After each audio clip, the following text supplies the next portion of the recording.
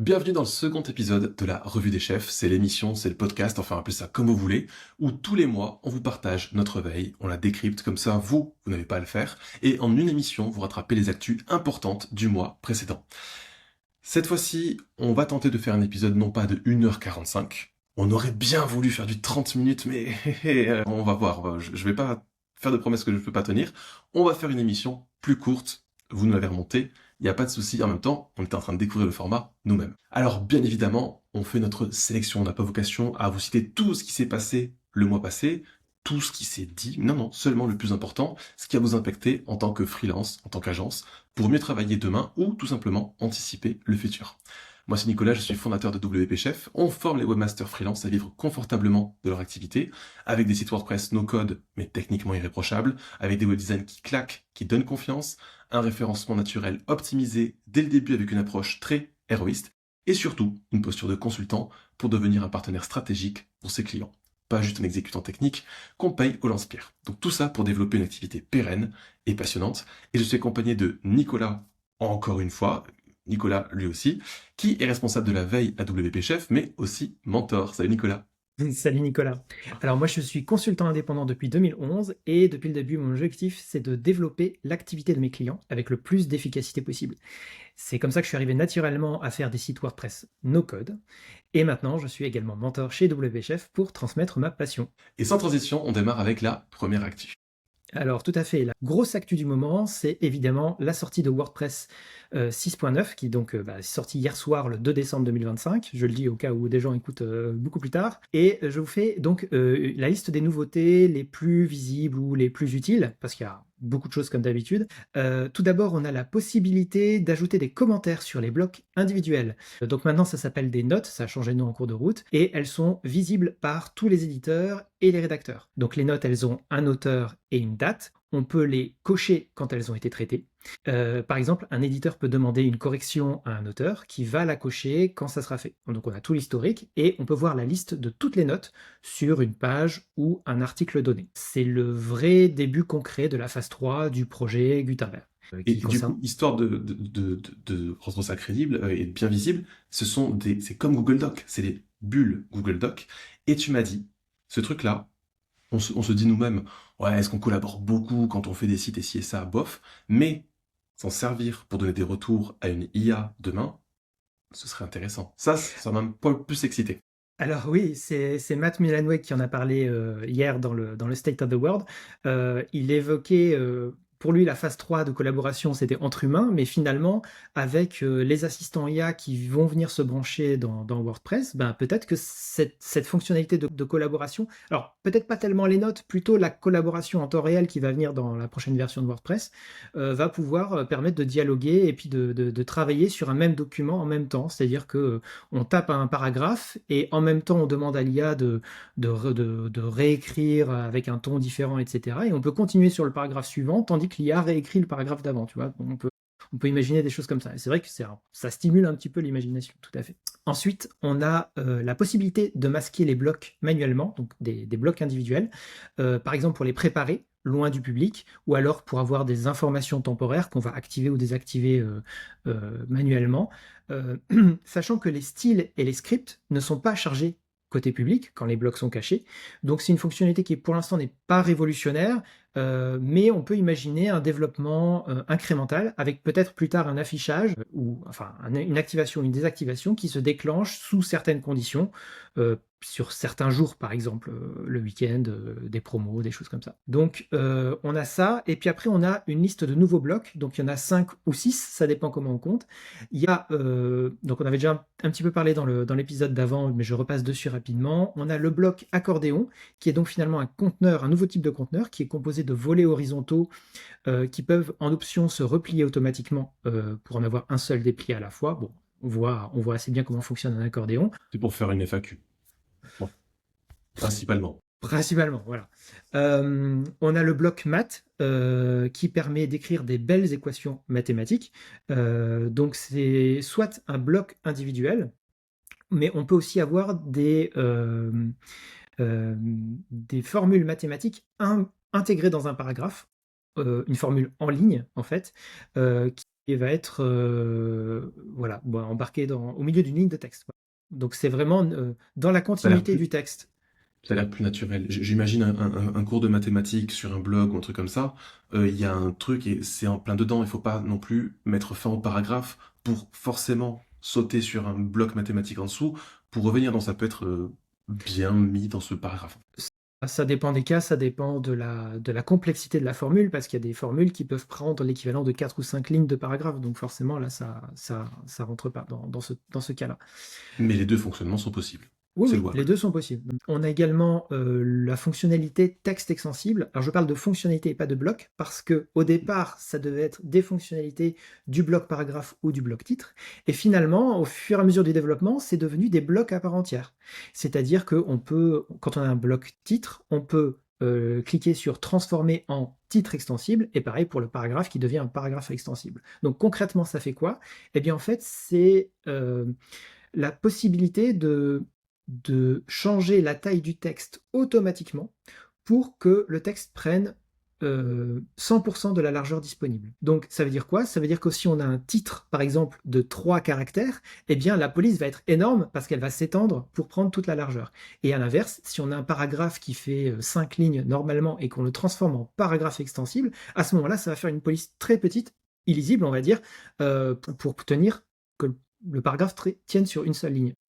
À utiliser avec parcimonie, et j'ai même envie de dire, je vois pas vraiment dans quel cas on pourrait s'en servir. Bon, il y a sûrement un besoin, parce que sinon il ne l'aurait pas fait, mais bon, ça me paraît être vraiment anecdotique, quoi. C'est vrai que moi qui suis à fond sur des règles mathématiques pour définir les tailles des titres de niveau 1, titres de niveau 2, des choses comme ça, on va utiliser des systèmes avec la carte, avec des choses comme ça. Ben, avoir quelque chose dont la valeur change toute seule, sans qu'on ait de contrôle, ça me plaît moyen pour l'harmonie générale mathématique des tailles de police. Oui, tout à fait. On peut également citer le bloc requête sur les termes. Alors le terme en français est pas très explicite, c'est un peu obscur. En fait, c'est un bloc qui va lister les termes d'une taxonomie. Donc par défaut, on a la taxonomie catégorie, la taxonomie étiquette, et donc on peut présenter la liste de tous les termes, soit sous forme de liste, soit sous forme de grille. Il y a plein d'options de style, je ne vais pas passer dessus, mais voilà, c'est une fonctionnalité qui est intéressante pour faire une recherche transverse ou ce genre de choses, quoi. On a également le bloc temps de lecture, qui là est beaucoup plus explicite du coup. En fait, ça affiche une estimation du temps pour lire un article en fonction du nombre de mots. Ou alors l'affichage du nombre de mots, tout simplement. Donc on a ces deux possibilités-là. Donc là, c'est un même bloc avec deux variations. Et il y a aussi des petites possibilités de mise en page, mais bon, c'est pas, voilà, il n'y a pas beaucoup plus à en dire. Et en vrac, on peut citer également la possibilité de changer la proportion de taille, c'est-à-dire le rapport hauteur-largeur de toutes les images d'une même galerie d'un coup. Donc c'est pratique, ça fait gagner du temps. Et on a Oui, également, oui, avant, il me semble, il fallait que telle image, on pouvait la mettre en 16 neuvième, celle-ci en 2 par 3, et là, au niveau de la galerie, on peut mettre un réglage unique qui s'applique sur voilà, toutes les c'est ça. images. En fait, c'est pas une contrainte, c'est-à-dire qu'on peut modifier les images individuellement, réappliquer un réglage sur toutes les images, et ça ne nous empêche pas de remodifier une image Ok, une par une, quoi. C'est un raccourci, c'est pas un réglage qui vient d'accord. imposer les autres, voilà. Et donc ça, c'est pour les fonctionnalités utilisateurs, on va dire. On a également, pardon, la palette de commandes qui est disponible dans toute l'administration. Précédemment, elle était disponible uniquement dans l'éditeur de site, donc il fallait utiliser un site basé sur les blocs, un thème basé sur les blocs pour y avoir accès. Maintenant, on peut s'en servir n'importe où dans l'administration, pas encore sur la partie front-end, pas encore sur la partie publique. Donc moi, je m'en servais pas jusqu'à présent. J'imagine que je vais commencer à m'en servir, d'autant plus que ça exploite la fonctionnalité suivante, qui est le dernier point, c'est l'API Abilities, donc capacité en français. C'est l'une des 4 briques de mise en place par l'équipe IA, qui est une équipe qui a été créée il y a 6 mois. C'est une API qui sert pour le cœur, mais aussi les extensions et peut-être les thèmes. En fait, c'est une méthode standardisée pour exposer, pour dire, voilà, moi je sais faire ça, et pour utiliser cette fonctionnalité-là, il faut me dire ça, ça et ça. Voilà. Donc c'est vraiment une API, mais qui n'est pas exposée que pour les programmeurs, mais qui est aussi exposée pour les IA, justement, qui vont venir découvrir les capacités, par exemple, d'une extension, et puis elles vont avoir la connaissance comme ça, innée, sans préprogrammation, de comment utiliser un service ou une fonctionnalité ou une extension. Donc on peut aussi imaginer des extensions, sans parler d'IA, on peut aussi imaginer des extensions qui vont s'utiliser les services les uns des autres. Donc ça veut dire une meilleure collaboration transversale entre les extensions. Et donc du coup, la palette de commandes va piocher dans cette API pour exposer des nouvelles fonctionnalités, des nouvelles commandes en fait. Et donc, dernier point sur WordPress 6.9, on a la question des performances, puisqu'on a des gains notables, très notables, qui sont annoncés par l'équipe WordPress. En fait, quand on regarde les tests que eux-mêmes ont publiés, on voit que les gains sont surtout importants dans le cas des thèmes basés sur les blocs, c'est-à-dire les thèmes par défaut, des thèmes comme Oli, ce genre de choses. Donc, mais par exemple, pour les thèmes classiques, il y a des modifications de performance, mais par exemple, on voit qu'on a le time to first byte, le TTFB, qui est augmenté pour les thèmes classiques, mais qui est diminué dans d'autres fonctions ultérieures, etc. Donc en termes de performance, je ne suis pas sûr que si vous utilisez des thèmes basiques, des thèmes classiques, pardon, vous allez voir de grosses modifications. Oui, c'est vrai, parce que tu m'avais dit, enfin moi j'avais vu ça, des gains de performance, ici et ça, trop cool. Tu me dis, oui, non, mais regarde cet article en détail, ici et ça. Tu verras qu'en réalité, on va pas forcément en profiter, nous qui utilisons Divi ou qui recommandons Astra et tout ça, on va pas vraiment le sentir. C'est ça? Voilà, c'est ça. C'est ça, c'est exactement ça. Bon, c'est toujours bon à prendre, mais voilà, faisons attention à ne pas trop nous hyper avec ça. Et en parlant de hype, justement, WordPress 6.9 est sorti, donc nous, depuis hier. À chaque fois, on attend une bonne semaine, le temps que plein d'extensions, plein de thèmes fassent leur propre mise à jour pour se mettre quelque part en conformité avec les nouveaux standards qui ont été établis dans WordPress 6.9. Voilà, il n'y a pas de danger majeur. Il n'y a rien qui devrait casser, mais toujours par précaution, on attend une petite semaine, peut-être même deux, si on veut avoir une approche assez prudente et conservatrice, et ce que ça veut dire, c'est qu'en gros, à la mi-décembre, on peut commencer à mettre à jour tous les sites de nos clients en WordPress 6.9. Ça devrait bien fonctionner. Ok, tout à fait. Et ensuite, on peut parler de l'avenir, ce qui a déjà été développé et évoqué par l'équipe de développement. Donc, a priori, on a un retour à 3 versions majeures l'année prochaine, puisqu'on n'en a eu que 2 en 2025. On revient à 3 versions majeures par an, et du coup, la prochaine aurait lieu, sortirait en mars ou en avril, pas avant. Donc, ce serait WordPress 7.0, et on a déjà un aperçu de ce qui pourrait y avoir dedans.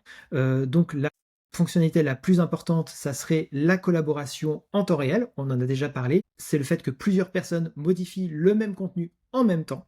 Donc comme Google Docs, je crois que c'est l'exemple le plus connu. Donc concrètement, on voit le curseur des autres quand on est en train de modifier un article et on voit le texte qu'ils ajoutent en temps réel. Et concrètement, ça signifie aussi la fin du fameux message un tel est en train de modifier cet article, voulez-vous prendre la main? Voilà, là, et ça n'a plus lieu d'être, puisqu'on peut travailler à plusieurs sur un même article en même temps. C'est la fin d'une époque, parce que franchement, le truc de mais mince, mais moi aussi je veux modifier ça. Tu l'as ouvert? Mais non, je l'ai pas ouvert. Mais regarde, t'as 50 onglets ouverts. T'as toujours un onglet actif sur cette page-là. Je devais la manipuler. Allez, je te dégage. Parce que finalement, c'était ça. Il y a une forme de violence. Du style, je prends la main, toi, t'es dégagé. Ok, donc ça c'est la fin. On va pouvoir se dire, non, non, on y est tous en même temps. Et on va pas casser les choses. C'est surtout ça. Parce que c'était une protection au final. Oui, c'était une protection, mais après, ça peut peut-être créer d'autres catégories de problèmes, parce que je suis en train de modifier mon article, et puis je vois que le paragraphe d'au-dessus est en train de se modifier tout seul, je comprends pas ce qui se passe, et puis, mais bon, je pense qu'il y aura ce qu'il faut au niveau de l'interface pour que ça soit compréhensible, mais bon, Ouais. à voir, à essayer. Ensuite, on a l'activation des modèles, ou template en anglais. C'est une fonctionnalité qui était prévue pour la 6.9 puis qui a été repoussée.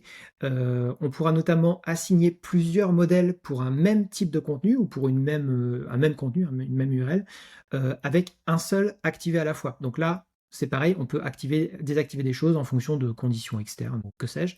Et on pourra aussi garder les templates quand on change de thème. Moi, c'est pas quelque chose que j'avais constaté, mais apparemment aujourd'hui, quand on change d'un thème basé sur les blocs à un autre thème basé sur les blocs, en fait, on perd on perd nos templates. Donc c'est un peu, c'est pas souhaitable, hein, a priori, hein, on pourrait souhaiter garder les mêmes templates. Bah, c'est-à-dire qu'en fait, si ce sont que des blocs natifs et qu'il n'y a pas des blocs spécifiques à un thème, oui, on peut se dire ça peut être universel et ça peut continuer comme ça. Mais si tu utilises tel thème parce que finalement il apporte un petit bloc bien à lui et il n'est pas trop sur l'expérience native, ce serait normal que que ça casse ou que ça n'ait pas été imaginé avant. Mais ok, donc Oui, ça veut oui. dire que demain, on peut encore plus facilement se dire, je change de thème et en plus je sais que mes modèles de page restent là. En tout Mhm. cas, pour des personnes qui utilisent les thèmes basés sur les blocs et qui ont une logique du coup de FSE. Oui, oui, tout à fait. Tu as remarqué tout à fait pertinente et c'est peut-être une des raisons qui font que ça a été repoussé. J'ai pas suivi en détail, mais bon, c'est vrai que ça a l'air. On sent le truc qui peut avoir des effets de bord inattendus. Ouais, Tout à ouais, fait. ouais. On aura également le bloc onglet, donc un petit peu comme le bloc accordéon en 6.9. Ce sera un nouveau conteneur, mais avec voilà, un format plus horizontal. On Oui, aura c'est le. les tabs en anglais.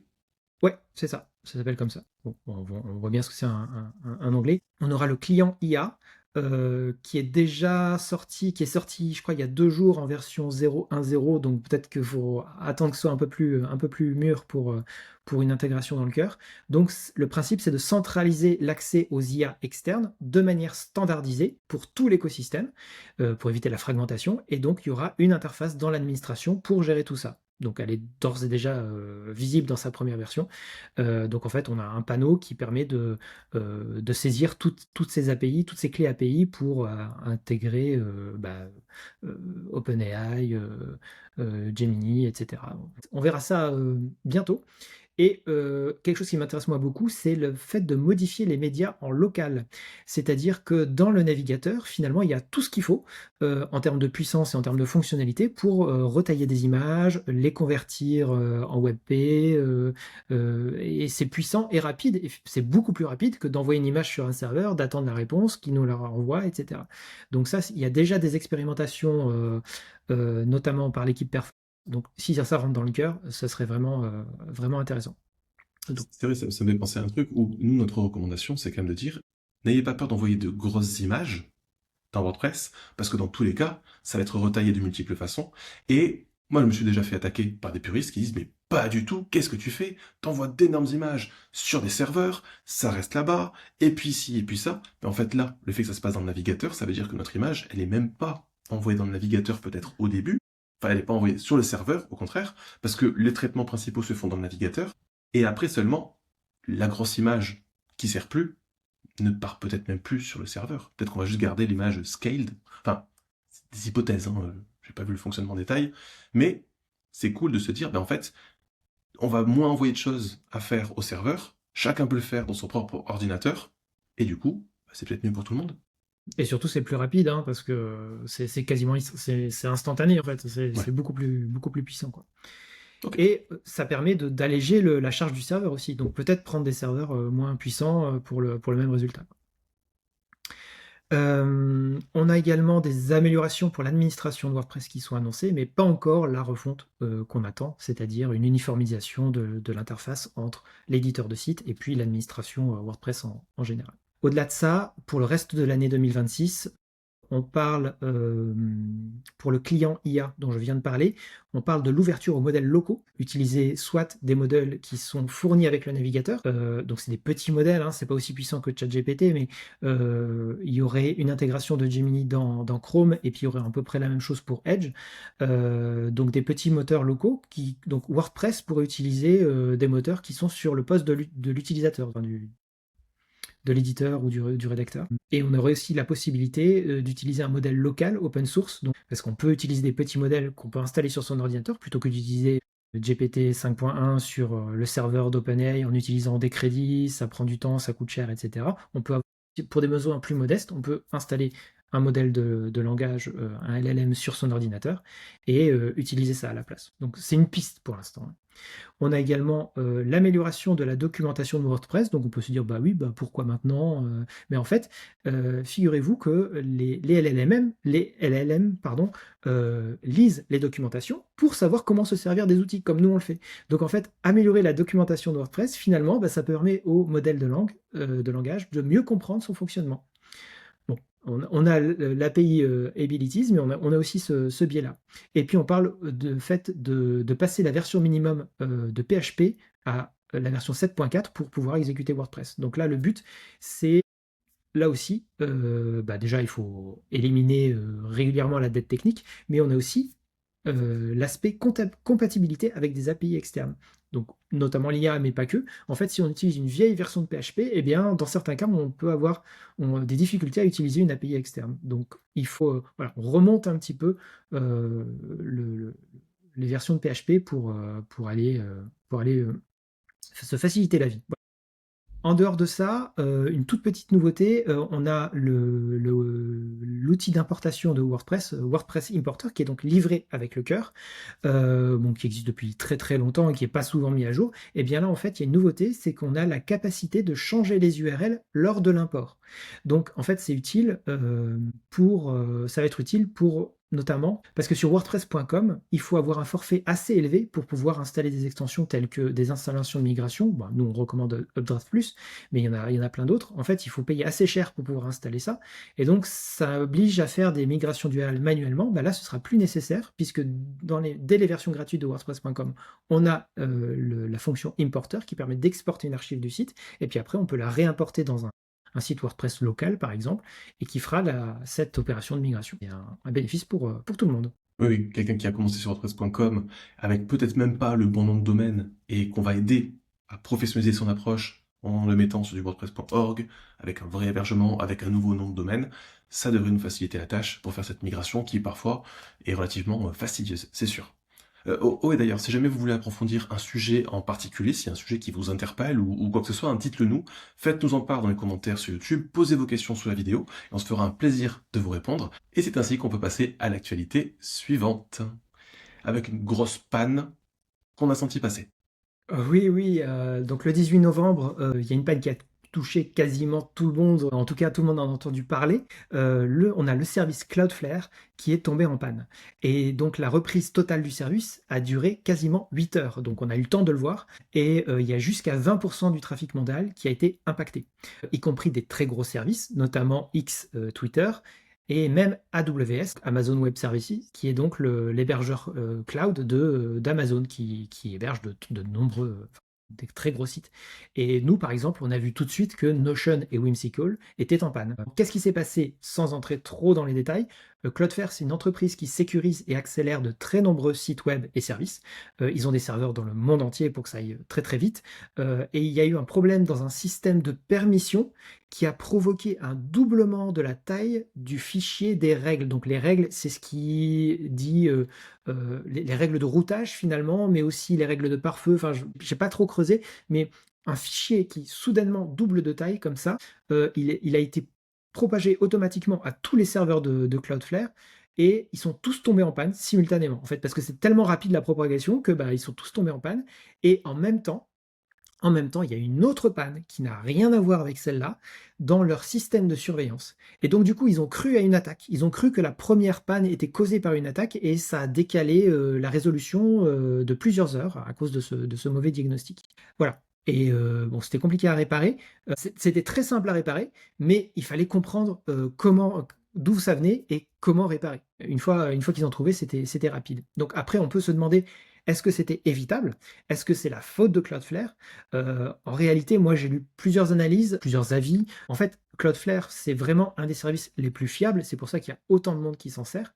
Et des systèmes aussi complexes vont forcément tomber en panne, c'est sûr. Là, on essaie de le retarder au maximum parce qu'en fait, j'ai envie de dire, il y a des dizaines de milliers de scénarios possibles où on peut faire tomber en panne un service comme ça. Donc les ingénieurs, ils réfléchissent à qu'est-ce qui est le plus probable, parce qu'ils peuvent pas tout traiter. C'est impossible. Ça leur coûterait beaucoup trop cher. Enfin, je veux dire, le service ne sortirait jamais, en fait. Donc c'est impossible de prévoir tous les cas, et le mieux qu'ils puissent faire, c'est de s'assurer que ça ne se reproduise plus. Là, en plus, on a une double panne simultanée. Enfin bon, voilà. C'est sûr que on n'aura plus jamais ce problème-là, mais c'est sûr qu'il y aura d'autres pannes à l'avenir. Moi, j'ai vu passer des gens qui se demandaient aussi, tiens, comment est-ce que je peux faire pour réduire ma dépendance à Cloudflare? Mais des fois, en fait, on sait pas que les outils qu'on utilise au quotidien sont hébergés chez Amazon, avec une surcouche Cloudflare qui permet du coup d'avoir un CDN et de distribuer toutes les ressources partout dans le monde. Et du coup, ce serait très compliqué de se dire ah non, je veux pas de service qui utilise Cloudflare, tellement utilisé que c'est quasi impossible, je dirais. Mais moi, ce que ça m'évoque, c'est qu'en fait, une fois par an, on a une grosse panne de quelque chose, d'un outil énorme. Hein. On peut avoir une panne de Google, une panne de Slack. Certains aussi qui utilisent certains SaaS, une panne de System.io. Plein de trucs comme ça. Il peut y avoir des pannes, ça arrive. C'est très rare, c'est embêtant, ça tombe sur les horaires de boulot quelque part, mais à mon avis, c'est quand même illusoire de se dire ah là là, parce qu'il y a une panne de temps à autre, il faut que je diminue ma dépendance. Alors certes, tant pis, hein, on est dépendant, on est dans des prisons dorées, hein. On paye, on est content d'avoir ces services-là qui marchent aussi bien 99,99999% du temps. Moi, la seule chose que ça m'évoque, c'est qu'en gros, le jour où il y a de telles pannes, c'est peut-être aussi une invitation. Une invitation à sortir, à prendre l'air, à, à faire autre chose, à changer les priorités de la journée, peut-être aussi. Ça peut être aussi le cas de communiquer à des clients en disant, écoutez, je travaillais sur ça, mais là, on a une panne mondiale, je peux rien faire. C'est comme ça. Moi, j'ai eu le cas d'ailleurs, hein, des personnes qui voulaient consulter des supports de formation, et on a énormément de cartes mentales sous Whimsical qui sont proposées. Des personnes me disaient, mais qu'est-ce que je peux faire? Bah écoute, tu fais comme moi, en fait, on va attendre, ensemble, on va faire autre chose. J'ai pas mieux, j'ai pas mieux. Il y a des gens ultra intelligents qui sont en train d'avoir la suée de leur vie aujourd'hui, j'imagine même pas l'ambiance, on va respecter leur travail, on va respecter leur diagnostic, la mise en place de résolutions, et on leur envoie de la force, limite. Et nous, pendant ce temps-là, allez, on peut souffler un coup, un jour par an. Ça va quand même, ça va. Sinon, ce qu'on peut faire aussi, c'est qu'on peut parler d'un autre sujet qui concerne là aussi des gros acteurs, c'est qu'en fait, SEMrush, un outil de SEO, a été racheté par Adobe. En fait, c'est une énorme acquisition qui a eu lieu au mois de novembre, mais elle a un petit goût amer. Parce qu'en fait, tout simplement, Adobe n'a pas une super réputation. À chaque fois, oui, ils ont de bons outils, mais les abonnements pour les obtenir sont relativement chers. Donc on parle de Photoshop, on parle de tous ces trucs-là. Et SEMrush, pour moi, hein, est déjà une solution qui est chère aujourd'hui. Alors qu'est-ce que ça signifie quand une grosse entreprise qui fait du cher à l'abonnement rachète une entreprise déjà chère à l'abonnement? Est-ce que ça veut dire que ce sera encore plus cher demain? Peut-être. En tout cas, ce qui se voit dans cette acquisition, c'est que Adobe se positionne pour les grandes entreprises et ils veulent être une solution incontournable sur les sujets d'aujourd'hui et de demain. Et là, c'est assez intéressant de se dire, mais finalement, Adobe, qui permet de faire du montage vidéo, qui permet de faire de la retouche photo, qui permet de faire pas mal de choses, hein. Il y a énormément de professionnels qui payent tous les mois la suite Adobe, clairement.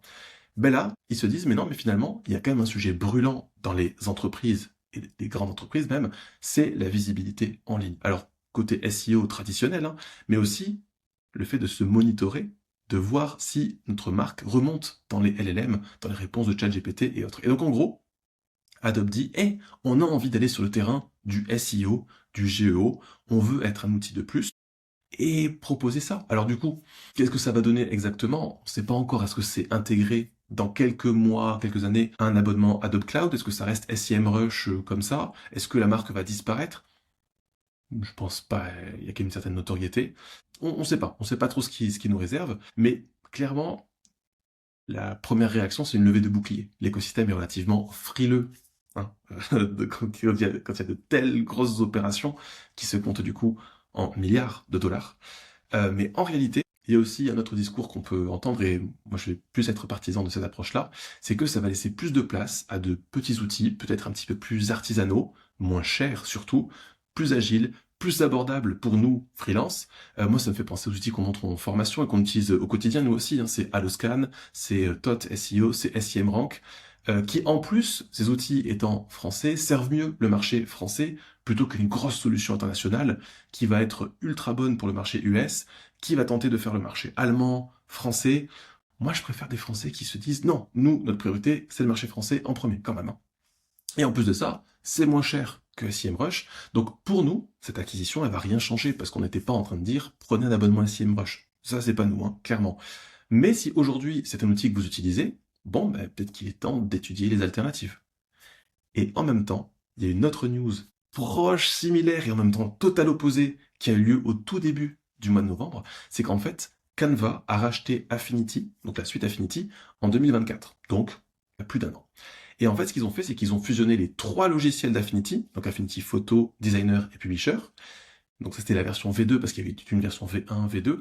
Affinity qui était une suite logicielle pas chère, pas à l'abonnement et appréciée par beaucoup de professionnels. Et donc ces trois logiciels sont devenus un seul logiciel 3 en 1 en V3, mais surtout gratuit. Et ça, on a été surpris. Hein. Ça devient en fait pour Canva une porte d'entrée gratuite, tout comme Canva l'est avec déjà sa formule gratuite. Hein. Mais là, il propose un outil graphique de super bonne qualité, ultra poussé, gratuitement. Et là où il s'y retrouve, c'est qu'en réalité, il y a à l'intérieur une offre, des propositions de passer à Canva Pro, surtout pour utiliser de l'IA. En fait, leur vision elle est assez différente, je dirais, de Adobe, qui veut viser les grosses entreprises et faire payer de l'abonnement relativement cher. Non, eux, ils se disent plutôt, en fait, on va démocratiser gratuitement l'accès au graphisme, mais dès que ça consomme des ressources, notamment des tokens pour l'intelligence artificielle, alors là, il faut payer. Franchement, ça, c'est un move qu'on peut saluer et qui est vraiment trop rare. Toi, Nicolas, comment tu l'as vu tout ça? Ben, moi j'utilisais Canva, mais franchement, des fois, tu es un peu limité en édition photo, des choses comme ça. Donc j'avais encore, moi ça fait plus de 10 ans que je suis abonné Creative Cloud. J'ai vu les produits qui apparaissent, qui disparaissent, les augmentations de tarifs. Et puis là, j'avais le renouvellement quasiment peu de temps après cette offre-là. Ben, je me suis dit, bon, on va essayer. Donc j'ai résilié mon abonnement Creative Cloud et puis j'ai installé Affinity. Je pense que ça va me suffire pour mes besoins. On verra au fur et à mesure. Et puis peut-être que 2, 3 fois dans l'année, je prendrai un an d'abonnement à Acrobat quand j'aurai besoin de faire des choses assez lourdes sur des documents PDF. Ça m'arrive de temps en temps. Et franchement, bah, ça va me coûter 3 fois 25 euros dans l'année. Et par rapport à l'abonnement qui est maintenant, je crois, à 72 euros par mois, ça c'est truc délirant quoi pour la formule complète. Bah, moi je suis content. Moi je suis content. À voir à l'usage, mais je suis vraiment très content. Super. Oh, et d'ailleurs, j'interromps l'émission pour vous demander une petite faveur. Hein. Il nous reste encore pas mal de sujets à traiter, encore plus autour de l'IA. Mais si vous êtes encore là, et si vous appréciez le format, bien évidemment, mettez-nous un pouce, abonnez-vous, laissez-nous 5 étoiles sur l'application dans laquelle vous nous regardez ou vous nous écoutez. Ça soutient notre travail, ça nous incite à faire perdurer le format. N'hésitez pas à nous dire aussi, hein, on essaie de raccourcir le format. Est-ce qu'on est en train d'y arriver? Dites-le nous en commentaire. Et si c'est bon, c'est fait, si vous avez fait un petit quelque chose pour nous soutenir, eh bien, vous savez quoi? On peut continuer. Oui, alors on va passer sur l'IA parce qu'on a encore eu un mois très dense en termes d'actualité. Bon, ce sera moins long que la semaine dernière, que le mois dernier, pardon. Donc très dense puisque le 10 novembre, il y a OpenAI qui a dégainé GPT 5.1 juste avant l'annonce du nouveau modèle de Google. Donc ils ont vraiment calculé en fonction des rumeurs, etc. Donc GPT 5.1 obtenait au moment de sa sortie des bien meilleurs scores au test de performance par rapport à tous les autres modèles qui existaient. Euh, et en plus, ils ont un peu modifié la personnalité, ce qui est un reproche de GPT 5.0. Donc, il y a une personnalité qui est moins sûre d'elle, moins mielleuse, mais ça n'a pas suffi, puisque juste après, donc Google a sorti Gemini 3, et Gemini 3 bat GPT 5.1 dans quasiment toutes les catégories, dans tous les tests. Donc, Gemini est maintenant plus rapide et surtout moins cher, donc puisqu'on paye les tokens, grâce à des puces maison qui ont été développées par Google et qui sont plus performantes que celles de Nvidia. Donc c'est pertinent et important à plus d'un titre, puisque jusqu'à présent, Nvidia avait un genre de monopole sur les puces IA, et on s'aperçoit que finalement ce monopole il était peut-être plus dans la tête des gens que dans la réalité. En tout cas, Google, ils ont commencé à développer leurs processeurs pour leur smartphone, et puis après ils ont mis ça dans des serveurs, etc. Et maintenant, on arrive à des choses beaucoup plus performantes. On peut le voir aussi du côté de Nano Banana, qui est donc le petit nom du générateur d'images de Google. Il y a un autre nom, mais personne ne l'utilise, donc on va pas en parler. Maintenant, il y a une version pro qui est sortie en même temps que Gemini 3, qui permet de générer des schémas complexes pour expliquer des concepts. Donc il y a un concept en mathématiques, en physique, en biologie, où on pose la question, en fait, il va faire des schémas en partant de zéro, enfin en partant d'un texte, mais pour nous expliquer comment ça marche, avec des animations, des trucs comme ça. Franchement, c'est assez bluffant. Il peut aussi faire des images, générer des images en très haute résolution, plus qu'avec les autres modèles, et il nous donne un contrôle assez fin des réglages sur le contraste, sur déplacer la lumière, les sources lumineuses, etc., comme si on était en Photoshop. Donc finalement, on rejoint notre sujet de est-ce qu'on a besoin de Creative Cloud? Ben non, parce qu'on a Affinity, et puis on a peut-être même plus besoin d'Affinity en fait si on utilise euh, Nano Banana Pro.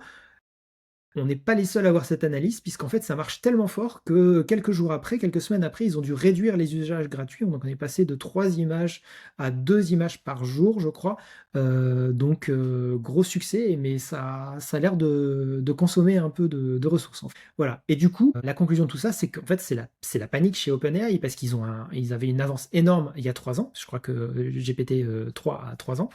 Et aujourd'hui, bah, c'est une entreprise qui petit à petit se fait rattraper par les concurrents, même dépassée maintenant avec Gemini 3.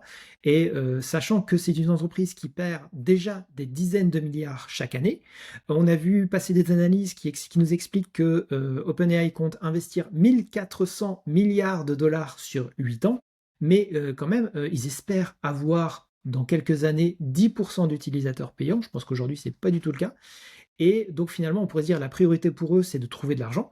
Et d'ailleurs, on a vu des, des analyses de code qui montraient que c'était sur le point de sortir de la publicité dans ChatGPT. Et là, on a Sam Altman, le CEO, qui a fait passer un mot à ses équipes en interne en disant non, non, on retarde la sortie des publicités, c'est pas du tout la priorité. La priorité, c'est de se concentrer sur le fait de revenir au niveau de Google pour être crédible et pertinent sur la durée.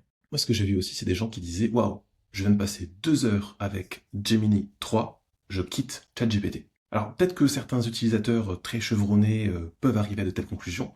Aujourd'hui, n'empêche que c'est la course. C'est la course, ça veut dire que on a GPT 7.1 qui est le meilleur début du mois de novembre, enfin mi-novembre. 10 jours plus tard, c'est Gemini 3. Puis il y aura peut-être GPT 5.2 qui arrive, on ne sait pas quand, parce que c'est secret d'un jour. Un jour ça arrive et c'est là, ah, voilà. Et peut-être que hop, ça va aller encore au-dessus. C'est pas le moment d'élire le vainqueur. C'est pas le moment de se dire je dois miser sur cet outil ou sur un autre. Au contraire, il faut rester agile. Moi, par exemple, je vois passer ça et je me dis intéressant. Bon, il n'empêche que j'aime pas trop d'habitude avec ChatGPT. Ben, je vais pas changer demain, en réalité. Je vais pas changer non plus tous les 4 matins. Et moi, j'arrive à le voir. Hélas, plus on utilise un LLM, plus il connaît des choses sur nous, plus il peut se reposer sur des conversations précédentes et y faire référence dans de nouvelles conversations aussi, plus l'outil est pertinent. Et du coup, si on change tous les mois d'outil, bah, ça va jamais fonctionner, ça. Donc c'est un poil dommage. Mais c'est pour ça, surtout, il faut pas céder à cette FOMO en mode « Ah là là, mon outil est meilleur que le tien, regarde ci, regarde ça », et dans 2 semaines, ça aura encore changé. Donc, ça va beaucoup trop vite. On se met petit à petit à l'IA, on l'utilise de plus en plus, on trouve ses marques, on trouve des méthodes et des façons intelligentes de s'en servir. On saute pas, sauf les experts en IA, mais nous, on saute pas d'un outil à un autre comme ça. C'est pas forcément la peine. Oui, oui, c'est une recommandation pertinente quand on utilise l'outil directement. Mais moi, ça me fait penser aussi à l'approche de WordPress, qui est finalement plus ou moins agnostique par rapport au moteur qui est derrière, où en fait, on a nos outils, les outils avec lesquels on interagit, qui utilisent un modèle d'IA en dessous, et on peut décider lequel change, enfin lequel on utilise, mais on peut aussi changer à la volée quasiment, et puis ben, on garde nos habitudes et ça continue de fonctionner. Donc à voir où ça nous mène. On a encore plusieurs mois avant de pouvoir utiliser tout ça dans WordPress. En effet, en parlant de choses qui vont arriver dans plusieurs mois, il y a aussi le Digital Omnibus. Je ne sais pas si vous l'avez passé, si comme moi vous suivez l'actualité réglementaire européenne, mais il y a un petit sujet, il faut qu'on vous en parle. Parce qu'en fait, en Europe, on est habitué à ne pas vraiment innover, mais plutôt à légiférer. Oui, c'est comme ça. France, Europe, même combat. Et en fait, l'Union européenne a quand même pour mission d'éviter les abus, de protéger ses concitoyens. C'est pour ça qu'on a eu le RGPD en 2018. Il y a la directive e-privacy avec les cookies. Tout ça pour essayer de créer finalement un web plus respectueux, plus éthique, histoire de pas céder à ce que font d'autres pays, d'autres puissances, quitte à secouer les grosses entreprises et à leur mettre des amendes records à chaque fois. Sauf qu'en fait, il y a une forme de pression, il y a aussi du lobbying de la part des GAFAM, des États-Unis et de la Chine qui avec leur capacité à innover, à aller vite et à s'en foutre un petit peu de notre bien-pensance, hein, Ben, eux, ils vont vite et nous, on est uniquement les vassaux de ces grandes puissances. Ce qui est un petit peu dommage. C'est pour ça qu'il y a le projet Digital Omnibus qui est sur la table. Donc, on en a appris un petit peu plus au mois de novembre. C'est un paquet législatif pour simplifier les règles du RGPD, de e-privacy autour des cookies, de l'intelligence artificielle, mais également de la cybersécurité. Le but, c'est finalement d'alléger les charges pour les entreprises, de fluidifier l'innovation et de moderniser l'approche. Par exemple, il n'y aurait plus de bannières de consentement site par site. Ce serait plutôt géré au niveau du navigateur. Alors ça fait plus de 10 ans qu'on en parle de ce truc-là, et moi j'étais dégoûté de savoir que c'était étudié depuis tout ce temps-là et que c'est jamais sorti. Mais au niveau du navigateur, on pourrait définir un réglage global qui s'appliquerait sur tous les sites que l'on visite. Bon, pourquoi pas. Le problème, c'est qu'en fait, on est en train d'affaiblir le cadre en faisant ça. Et certains activistes vont même parler d'un démantèlement. Voilà, pas juste d'un assouplissement des règles, mais d'un démantèlement, en fait, parce que notamment les données qui sont pseudonymisées ou anonymisées ne seraient plus, après ce Digital Omnibus, considérées comme des données personnelles, donc ce serait plus aussi important d'appliquer le RGPD, si c'est plus des données personnelles. Pareil, les obligations liées au système d'IA à haut risque seraient repoussées. Comme ça, on leur laisse un petit peu plus de temps pour se préparer, tout ça. Et pendant ce temps-là, peut-être que ces entreprises peuvent aspirer encore plus de données et se nourrir de données d'ailleurs pseudonymisées, qui sont plus autant des données personnelles, mais quand même, hein, voilà. Donc en fait, ce serait une forme de soulagement pour pas mal d'acteurs, pour innover avec plus de liberté, mais sans tomber pour autant dans les excès des États-Unis ou de la Chine. Avec quand même, on est en Europe, hein, avec de la prudence, du respect, tout en étant moins strict qu'avant. Mais n'empêche, vraiment, pour les organisations de défense des droits numériques, pour eux c'est vraiment dangereux. C'est un retour en arrière sur des principes qui sont fondamentaux. Les données personnelles de nos activités en ligne, notamment, hein, seraient moins protégées, le consentement serait moins strict, il serait plus donné entreprise par entreprise. Si c'est au niveau du navigateur, ça veut dire, tiens, par défaut, oui d'accord, je veux bien donner confiance. Or, peut-être que certains auraient dit, ah non, si c'est Google, je fais pas confiance. D'autres, je veux bien, mais pas Google. Là, ce sera peut-être plus difficile. Ça va aussi être la possibilité pour certaines entreprises de collecter et d'exploiter des données potentiellement sensibles pour entraîner des IA avec beaucoup moins de transparence parce que le cadre est assoupli, ce qui fait qu'au final, sous couvert de simplification, d'alléger les charges pour les petites entreprises, les gagnants, ce seraient quand même les grosses entreprises, et pas forcément les grosses entreprises européennes d'ailleurs, hein, et ce qui fait que les perdants seraient aussi les ressortissants européens dans l'histoire. En fait, il y a vraiment une notion d'équilibre qui, de toute évidence, n'est pas trouvée d'après les oppositions. Hein. Après, moi je les comprends. On veut pas être le vieux continent qui n'est jamais compétitif, le vilain petit canard qui se fait bouffer par les autres puissances. C'est quand même dommage. Et en même temps, faut quand même pas renier ces principes autour des droits des utilisateurs. C'est pas facile ce sujet. On sait pas dans quel sens ça va évoluer, donc nous on va suivre le feuilleton, et d'ailleurs on vous en fera part lors d'une prochaine revue des chefs, pour vous dire comment est-ce que ça évolue. Et d'ailleurs, si la législation devait évoluer, on mettra à jour la formation WordPress. Aujourd'hui, avec notre formation, on sait se mettre en conformité avec un cadre dur, rigide. Bon, si demain c'est plus facile, on expliquera ça aussi. Du coup voilà, on arrive au bout de ce récap du mois de novembre. On espère que ce partage de veille vous a plu, que vous avez découvert des choses actionnables ou que ça vous permet de mieux appréhender le futur. Si jamais ça vous a plu, encore une fois, franchement, dites-le nous en commentaire sur YouTube, mettez un pouce, dites-nous quel sujet vous a le plus interpellé, peut-être ce que vous voudriez voir un petit peu plus les fois suivantes. Hein. Et si jamais vous étiez sur une application de podcast, n'hésitez pas à nous mettre 5 étoiles. Et puis surtout, abonnez-vous pour ne pas louper le prochain épisode. Rendez-vous le mois prochain pour faire le récap de tout ce qui se sera passé en décembre 2025 et en plus pendant les fêtes. Du coup, à très bientôt. Salut!